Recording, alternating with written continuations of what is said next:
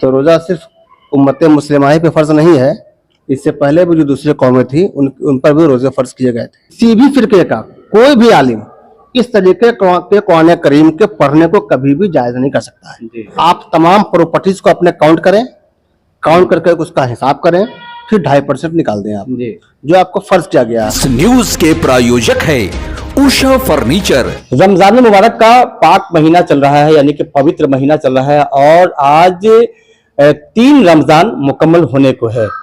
तो इस वक्त हमारी मौजूदगी दामोदरपुर में है और हमारे साथ खास बातचीत करने के लिए मौलाना निशात साहब सकाफी इस वक्त हमारे साथ मौजूद है। चूंकि रमजान के मुतालिक, तरावी के मुतालिक और भी दीगर कुछ बातें हैं जिनको लेकर हम बात करेंगे और आपसे गुजारिश करेंगे कि इस वीडियो को पूरा देखें ताकि मुकम्मल जानकारी जो है आप तक पहुंच चुके। बीच में स्किप करेंगे तो फिर जो है आपको मुकम्मल जानकारी जो है रमजान के हवाले से या फिर और भी जो सवालात हैं उनके हवाले से जानकारी नहीं मिल पाएगी। तो हम कहेंगे कि पूरी वीडियो देखें ताकि पूरी जानकारी आपको जो रमजान के हवाले से मिल सके। जी, सबसे पहले तो आपको तीसरा रमजान है, बहुत बहुत मुबारक, बधाई। जी, अस्सलामु अलैकुम वरहमतुल्लाहि वबरकातुहू। आपको भी खूब खूब मुबारक हो और आपकी ABN टीम को भी खूब खूब मुबारक हो। अल्लाह पाक खूब तरक्की अता फरमाए और तमाम मुसलमानों को, तमाम आलम इस्लाम को रमज़ान मुबारक की खूब खूब मुबारकबादियाँ। अल्लाह कुद्स के मुहाफ़िज़ीन के सदक़े हमारे भी मदद फरमाए। सबसे पहले जानेंगे कि रोजा है क्या? ये रोज़ा असल में ये अरबी, तो उर्दू में रोज़ा कहते हैं उसको, अरबी का लैंग्वेज है इसके लिए सौम। सौम का लफ्ज़ आया है कुरान करीम में। सौम का मतलब होता है कि ये ख्वाहिशात से रुक जाना। तो हर वो चीज़ जो कि इंसान को ख्वाहिशात की तरफ ले जाती है, जिसमें खाना पीना और दीगर कई चीज़ें हैं, उन चीज़ों से रुक जाना। जी। और सौम का शरई मानना तो हो जाता है कि अल्लाह ताला की मना की हुई चीज़ों से रुक जाना। जी, इसको रोजा कहते हैं। वो उर्दू में रोज़ा हो गया। 30 दिन का लगातार रोजा रखते हैं। 30 दिन का ये रमज़ान का खास रोज़ा जो फ़र्ज़ किया गया है बालिग आकिल मुसलमानों पर। जी। और तो ये 30 दिन ख़ास तौर पर फ़र्ज़ है क्योंकि रमज़ान का जो महीना है ये बाबरकत महीना है और इस महीने की कुछ ख़ास स्पेशलिटी है। उसी स्पेशलिटी की वजह से ये इस महीने में रोज़ा अल्लाह ने फ़र्ज़ किया और इसी महीने में अल्लाह रब्बुल आलमीन ने कुरान करीम का भी नुज़ूल फरमाया है। जी, कुरान इसी महीने में नाज़िल हुई। जी, कुरान करीम इसी महीने में अल्लाह रब्बुल आलमीन के पास से लौह महफूज से पहले आसमान पर नाज़िल किया गया था। इसके बारे में कुरान करीम में भी है, इन्ना अंज़लनाहु फ़ी लैलतिल क़द्र, हमने इसे शब कदर में उतारा है। और शब कदर रमज़ान के आखिरी अशरों में से कोई एक ताक दिन है, ताक रात है। तो कहने मतलब कि रोज़ा जो फ़र्ज़ किया गया उम्मत मुसलमा पर, तो ये उम्र मतलब के लाजिम है कि हाँ इसी उम्र के बच्चे रख सकते हैं या फिर जो चाहे रख सकते हैं, इस तरह का कुछ? रोज़ा पहली बात तो ये कि सिर्फ उम्मत मुसलमा पे फ़र्ज़ नहीं है। जी, अल्लाह ताला फरमाता है या अय्युहल्लज़ीना आमनू कुतिबा अलैकुमुस्सियामु कमा कुतिबा अलल्लज़ीना मिन क़ब्लिकुम, ऐ ईमान वालो रोज़ा तुम पे फ़र्ज़ किया गया जैसा कि तुमसे पहले कौमों पे फ़र्ज़ किया गया। जी, तो रोज़ा सिर्फ उम्मत मुस्लिमा ही पे फ़र्ज़ नहीं है, इससे पहले भी जो दूसरी कौमें थी उन पर भी रोज़े फ़र्ज़ किए गए थे। जी, अब रही बात कि इस उम्मत में जो रोज़ा फ़र्ज़ है, तो रोज़ा जब इंसान बालिग हो जाता है तो बालिग होने के बाद उस पर शरई हुक्म नाफिज हो जाता है। हाँ, बालिग होने से पहले की जो उम्र है 5 साल, 7 साल, 4 साल, 8 साल, जो कुछ भी हो, 10 साल, 12 साल, तो बालिग होने से पहले के जो एज है, उस एज में भी कोई रोज़ा अगर रखना चाहे तो रख सकता है, मगर उस पर फोर्स नहीं है कि तुम्हें रखना ही है, कंपलसरी नहीं है। रखेगा तो अजर पाएगा और बच्चों की तरबियत के लिए उनसे रोज़ा रखवाना भी चाहिए कि रोज़ा रखने से सेहत होती है। ये हमें एक मिसकंसेप्टिंग है कि हम गलत समझ लेते हैं कि रोज़ा रखते हैं तो कमज़ोर हो जाएंगे, लेकिन नहीं, रोज़ा रखने से कमज़ोरी नहीं होती है बल्कि रोज़ा रखने से सेहत होती है, बीमारी भागती है। रोज़ा रखने से बॉडी फिट होती है, बॉडी में फिटनेस आती है।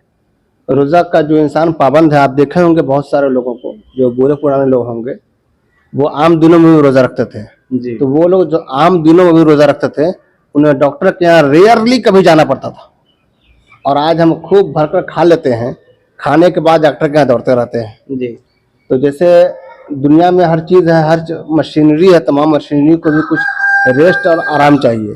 जी किसी मशीनरी को कंटिन्यूस चलाते रहेंगे अगर तो उस पर बर्डन बहुत हैवी पड़ता है। ठीक एग्जैक्ट वैसे ही हमारे बॉडी के अंदर जो अल्लाह ने मशीनरी फिट की है, लीवर सिस्टम है, डाइजेस्टिव सिस्टम है और दीगर फंक्शन है, उससे भी कुछ रेस्ट चाहिए होता है। तो जब हम रोज़ा रखते हैं तो उस फंक्शन को रेस्ट मिलता है। एक तो ये होता है, दूसरी ये कि जब भूख और प्यास को सहते हैं तो सहने की वजह से बॉडी के अंदर जो एक्स्ट्रा चर्बी है वो चर्बी पिघल के डिस्ट्रॉय हो जाती है, हम बीमारी से निकल जाते हैं। तीसरा इशू ये भी होता है कि बॉडी के अंदर कुछ निगेटिविटी एब्जॉर्ब कर लेती है बॉडी हमारी और उसके अंदर पैदा हो जाती है बीमारियां, या बीमारी प्रोग्रेस कर रही होती है। जी तो जब हम रोज़ा रखते हैं और हम खाने पीने से रोक लेते हैं खुद को, तो उससे वो जो वायरस और बैक्टीरिया पैदा होगा ना, वो खुद ही मर जाते हैं। बिल्कुल इसको ये आसानी के लिए यूँ समझ लीजिए, मिसाल के तौर पर कि कोई जगह हो जहाँ पे नमी और गीलापन है, जी नमी और गीलापन कंटिन्यू रहने की वजह से वहाँ पे कीड़े पैदा हो जाते हैं। जब वो नमी और गीलापन वहाँ से रोक देंगे आप, वो सूख जाएगा तो वो कीड़े खुद ही डिस्ट्रॉय हो जाएगा, खत्म हो जाएंगे। वो उसको मारने के लिए आपको बाहर से स्प्रे मार लाने की जरूरत नहीं पड़ेगी। जी ठीक वैसे ही बॉडी के अंदर बहुत सारी चीज़ें पैदा हो जाती हैं। जब आप खाने पीने और दीगर चीज़ों से खुद को रोक कर रखेंगे तो बॉडी फिट हो जाएगी, एक्स्ट्रा चर्बी निकल जाएगी। जी ये तो मेडिकली प्रॉब्लम है, ये फ़ायदा है, और जो रूहानी फ़ायदा है सो अल्लाह के यहाँ है ही। जी और ये भी देखते होंगे आप, जो रोज़ा रहते हैं उनका तजुर्बा होगा कि 30 दिन रोज़ा रहने के बाद उनकी बॉडी कैसे फिट हो जाती है, और 20 दिन गुजरने के बाद उन्हें खुद ही अपना बदन हल्का महसूस होने लगता है। जी ये जिस्मानी फ़ायदा भी है। तो चूँकि अल्लाह हमारा रब है, उसने हमें पैदा फरमाया है, वो हमारा खालिक है, तो हमें खूब जानता है वो कि हमें कब किन किन चीज़ों की ज़रूरत है। जी इसलिए हमें उसने उन वक्तों पर वैसे वैसे हुक्म नाजिल फरमाए ताकि हमारे दुनिया का भी फ़ायदा हो, दीन का भी फ़ायदा हो। जी यानी कोई काम हिकमत से खाली नहीं है। हिकमत से खाली नहीं है। और रोज़ा रखने का एक और भी बड़ा फ़ायदा है। बड़ा फ़ायदा क्या है कि हमारे अंदर कंट्रोलिंग पावर आ जाता है कि हम भूख को, प्यास को, दुख को, मुसीबत को, अपनी अंदर की ख्वाहिशात को कंट्रोल कर सके और रोक सके। जी तो ये एक रोकने का पावर आ जाता है। अल्लाह रब्बुल आलमीन ये तरबियत दे रहा है। जी अब जो कोई इस पर अमल करता है तो उसके अंदर एक कंट्रोलिंग पावर बढ़ जाता है। जी देखिए, लोग जानना चाह रहे हैं, खास कर बात करेंगे कि मतलब कि जो लोग नापाक हो जाते हैं जी और शहरी में भी नहीं नहाए, है ना, उसके बाद में मतलब कि नमाज तो फजर की गई ही, उस पर फिर सोए रह जाते हैं। तो अब ये बताइए कि या तो वो दिन भर अगर नापाक रहे तो रोज़ा हो गई, या फिर उसको कब नहा लेना चाहिए कि रोज़ा उसका जो है ज़ाय ना हो, बेकार ना हो। ठीक। तो जी पहले बात तो ये कि एक कॉन्सेप्ट क्लियर कर दें जी कि रोजे का नहाने और न नहाने से कोई कॉन्टेक्ट नहीं है। जी ठीक है ना। पाकीज़गी इस्लाम में अव्वलीन चीज़ है। जी अन-नज़ाफ़त शत्रुल ईमान, पाकीज़गी ईमान का हिस्सा है। जी और अगर वो गुस्ल कर लेते हैं तो ये बेहतर है, सुन्नत है, और गुस्ल जब फ़र्ज़ हो जाए तो उसका अदा करना फ़र्ज़ भी है। जी लेकिन उससे रोज़े पे कोई फ़र्क नहीं पड़ता है। अगर इंसान सहरी खाया और या रात शब में अगर वो उसे गुस्ल की हाजत अगर हो गई जी तो नमाज छोड़ा, नमाज छोड़ने का गुनहगार होगा गुनहगार वो। होगा, जी। रोज़ा पे उससे कोई असर नहीं पड़ता है। सारा दिन भी अगर वो बगैर गुस्ल के रहा जी तो नापाकी का बवाल तो उसको होगा जी कि नापाक रहना नहीं चाहिए। इबादत का इल्जाम है उसमें, और इबादत भी करना चाहिए, पाकीज़गी ऐसे भी करनी चाहिए, जी। लेकिन रोज़ा उसका हो जाएगा, रोज़ा पे असर नहीं पड़ेगा। रोज़ा खराब नहीं जी, होता, रोज़ा खराब नहीं होगा, नमाज नहीं होगी इसकी। हाँ नमाज नहीं होगी उसकी, और नापाक रहने का उसका बवाल होगा। जी नापाक रहने से बचना चाहिए जी कि नापाक बदन अच्छा नहीं है। जी आसान नॉर्मल सी बात है, और खुद भी इंसान को महसूस होता है कि नापाक है तो कैसा लगता है। जी। अच्छा, एक चीज बताएंगे, मतलब जानना चाहेंगे कि लोग तराई पढ़ते हैं जाते हैं, लेकिन बहुत काफ़ी शौक होता है तराई पढ़ने का, लेकिन अब सब में खड़े हो गए, नियत बांध ली, लेकिन अब इमाम साहब इतनी स्पीड पढ़ाते हैं कि कुछ समझ में नहीं आता है क्या पढ़ रहे नहीं पढ़ रहे हैं, सिवाय या लमून तालमून जालिमीन वरद्दालिन, यानी कोई जो आखिरी जो होते हैं अल्फाज होते हैं, उसके अलावा कुछ समझ में नहीं आता है। तो क्या अब उन हाफिज पे क्या हुक्म होता है, और जो उसके साथ जो नमाज पढ़ रहे हैं तरावी, उनके लिए क्या हुक्म है? क्या वो नमाज होगी या फिर वो बेकार हो गई या फिर क्या? ये बेहतर सवाल किया आपने जी। नमाज अल्लाह की तरफ से, कुछ नमाजें ऐसी हैं जो सुन्नत हैं, कुछ फ़र्ज हैं, कुछ वाजिब है, कुछ जी सुन्नत मुअक्कदा नवाफिल है। कुरान करीम सबसे पहले सुनने वाले को भी और सुनाने वाले को भी जी ये माइंड में रखना चाहिए कि अल्लाह रब्बुल आलमीन का कलाम है ये। जी हम और आप बात करते हैं, कुरान जो नाजिल हुआ है ना, ये इसका रूट ऑफ कॉन्वर्सेशन है, ये बात करने के अंदाज में नाजिल हुआ है। जी। आप कुरान को पढ़ें, ये अल्लाह ताला अपने बंदों से खिताब फरमा रहा, बात कर रहा है। ये कुरान का नुज़ूल बात करने के अंदाज में हुआ है। आप बताएं, दुनिया में अगर मैं ही आपसे बात करूं और बात करने का अंदाज यूं हो, यूं, क्या ये कोई कॉन्वर्सेशन है? ये बात है? इसे समाज में बात करना कहेंगे? जी समाज के 100 लोगों के दरमियान अगर इस तरीके से अगर बात करूं मैं, उसे वो मुझे मेरा पागलपन कहेंगे या क्या कहेंगे वो? जी तो ये यकीनन बिल यकीन कुरान करीम की बेअदबी है, गुस्ताखी है, जुर्म है। और इस तरीके से कुरान करीम पढ़ना हराम हराम हराम अशद्द हराम है। दुनिया का कोई आलिम, जी किसी भी फिरके का कोई भी आलिम इस तरीके के कुरान करीम के पढ़ने को कभी भी जायज नहीं कर सकता है। जी वो हराम है, सख्त हराम है। और ये याद रखें कि तरावी सुन्नत मुअक्कदा है, जी और उसमें कुरान सुनना पूरा ये एक अलग सुन्नत है। तरावी और कुरान दोनों एक सुन्नत नहीं है। जी यहाँ पे बहुत बड़ी गलती होती है कि तरावी का मतलब है कुरान सुनना पूरा, नहीं। तरावी एक अलग सुन्नत है। कुरान मजीद को तरावी के अंदर सुनना ऐसा कुछ जरूरी नहीं है। कुरान करीम सहाबा कराम हुजूर पाक सल्लल्लाहु अलैहि वसल्लम जो पढ़ते थे तो सरकार पढ़ते थे, जिब्रील अमीन सुनते थे, फिर जिब्रील पढ़ते थे, सरकार सुनते थे। ये होता था कुरान का दौर। तो कुरान करीम को नमाज के अंदर ही पढ़ना ये कुछ हुजूर पाक से साबित सुन्नत नहीं है। हाँ, दोनों अलग सुन्नतें हैं, पढ़े अच्छी बात है, लेकिन कुरान करीम को यूं पढ़े जैसे लगे कि आप अल्लाह का कलाम पढ़ रहे हैं। उसके तमाम हरूफ अलग अलग जाहिर हो, मानी जो समझने वाले हैं उन्हें समझ आवे, जो ना समझने वाले उनके समझ में ना आवे। लेकिन कुरान का एक अपना अट्रैक्शन है, कुरान अपने सुनने वालों को अपनी तरफ खींचता है। तो कुरान सुनने वाले को की तरफ, कुरान की तरफ उसका खिंचाव हो, एक ये। दूसरे कि कुरान जब पढ़ा जाए तो कुरान पढ़ने का असर सुनने वाले के दिलों पे उतरे, फिर कुरान है वो। अगर उस तरीके से कुरान पढ़े 1 महीना या सुन ले, फिर देखें इंशाल्लाह ये तब्दीली आ जाएगी। तो एक तो हम बहुत बड़ा जुर्म करते हैं, अल्लाह पाक हमें और तमाम मुआशरा को इससे महफूज रखे कि हम कुरान करीम को इस तरीके से पढ़ते हैं जैसे कोई अजीब कोई बोझ हल्का कर रहे हैं हम, या तरावी पढ़ने जाते हैं तो कोई बोझ हल्का कर रहे हैं हम, कोई ड्यूटी उसको निभाने जा रहे हैं हम, ड्यूटी बर्डन समझ करके उसको, वो बर्डन नहीं। आपको अल्लाह इबादत में जो तौफीक दे आप वो करें, उतना ही करें, आप बोझ समझ के ना करें आप कि ये बंदगी है। बंदगी में बोझ कहाँ है? अगर बोझ हो गए फिर बंदगी कहाँ है? तो आप समाज को तो दिखा लेंगे कि हमने ये कर लिया, इतने सजदे, इतने रकातें कर ली, इतने रोजे रख लिए, मैं कुछ ऐसी दुनिया है। आखिरत में ला खलाकल हुम फिल आखिरह, आखिरत में कोई हिस्सा नहीं मिलेगा। और बल्कि कुरान गलत पढ़ने और पढ़ने देने का बवाल पड़ेगा। इसलिए ऐसी चीजों से बचना चाहिए, गुरेज करना चाहिए और मुकम्मल तौर पर बचना चाहिए। बल्कि बाज मौके तो ऐसे आते हैं कि कुरान करीम को अगर इस अंदाज में पढ़ा तो इसका माना फासिद हो गया, तो वो ईमान से भी गया, सुनने वाला भी गया, सुनाने वाला भी गया। अच्छा, सुनने वाले तो मतलब कि आमतौर पर लोग पढ़े लिखे नहीं होते हैं, लेकिन जो हाफिज हैं जो पढ़ा रहे हैं वो तो जान रहे हैं कि क्या पढ़ रहे हैं। बदकिस्मती से ये होता है कि वो भी पढ़े लिखे नहीं होते हैं।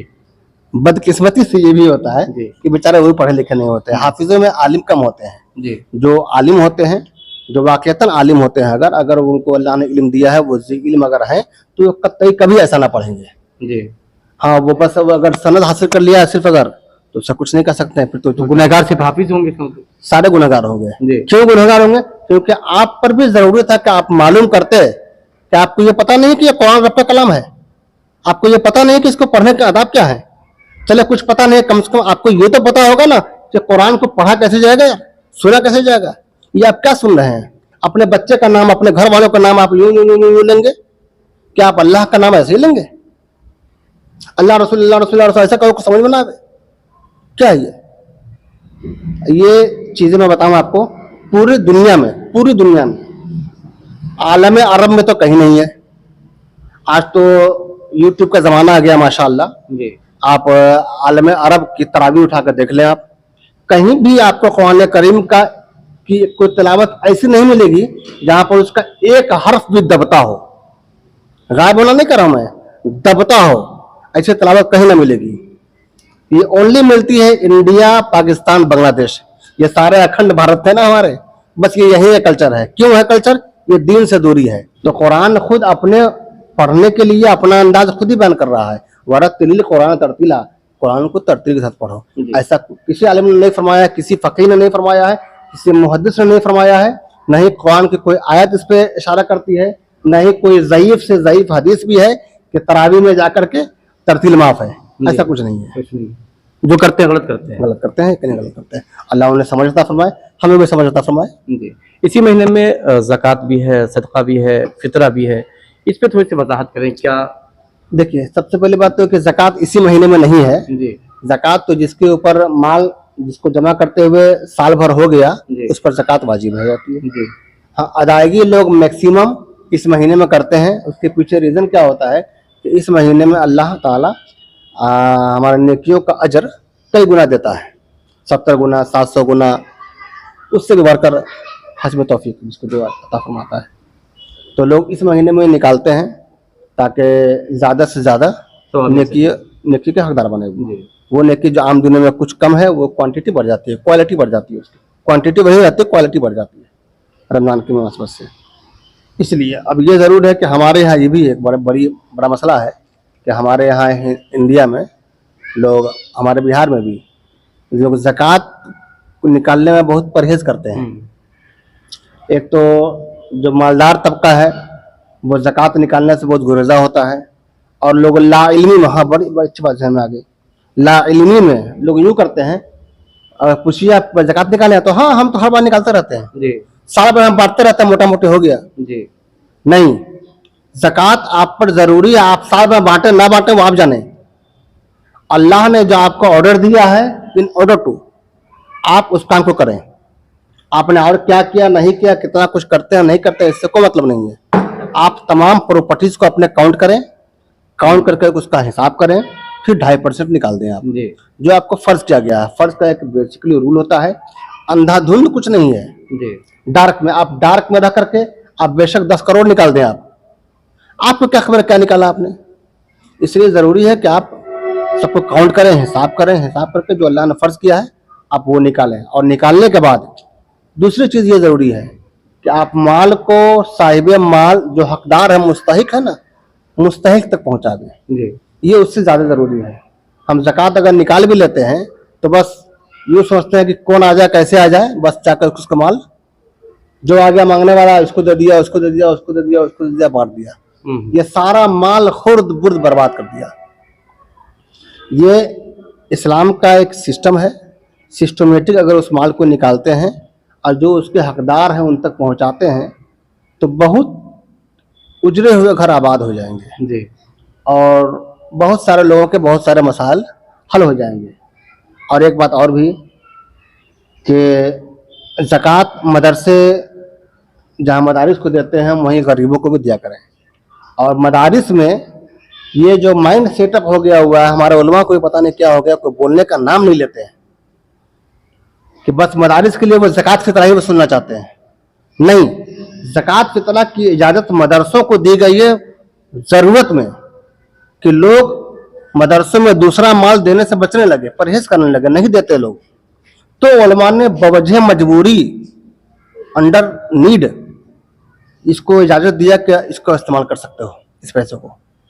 लेकिन ज़रूरत ये है कि हम अपने अवाम को इस पर तैयार करें, उनका माइंड रेडी करें, उनको तैयार करें कि ज़कात फितरा के अलावा तुम्हें अपनी जेब से मदरसे में पैसे देने हैं।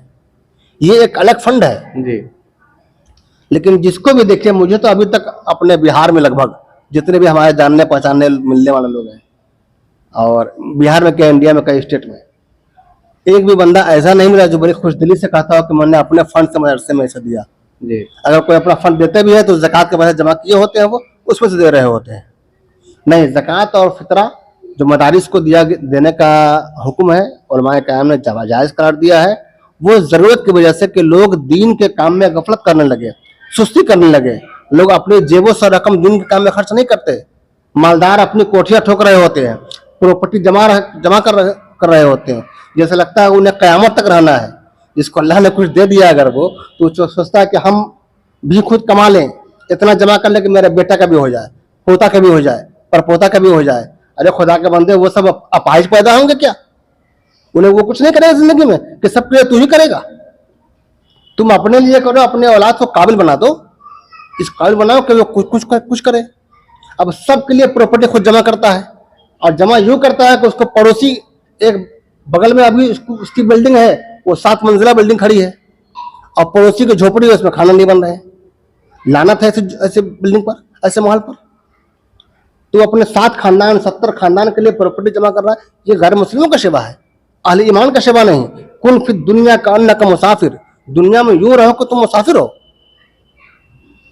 प्रॉपर्टी तुम्हें अल्लाह ने दिया, तुम कमाओ, अल्लाह ने तुम्हें कमाने का मौका दिया, कमाओ, लेकिन वफी अमवालिहिम हक़्क़ुल लिस्साइल वल महरूम, तुम्हारे उनके मालों में हक है उनका भी जो मांगते हैं, और उनका भी जो महरूम है जिन्हें मिला नहीं जी। तो हर वो इंसान जो मुंह खोल कर मांगता है वो जरूरतमंद नहीं है।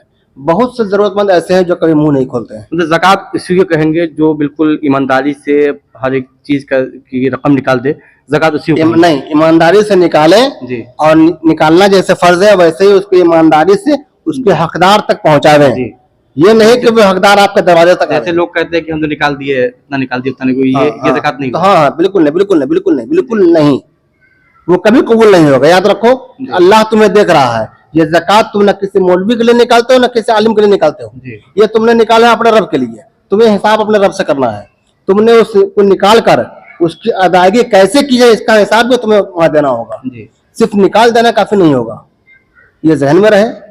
तो ये आप ड्यूटी निभा देंगे अगर, तो अल्लाह ताला हमारे अंदर से हमें देख रहा है, हमारे छुपी हुई चीजों को भी जानता है, वो हमारे नियतों को भी जानता है। जहां अमाल हमारे देख रहा है, तो बंदे अमाल देखते हैं, नियत नहीं देखते हैं, मगर अल्लाह नियतों को देखता है।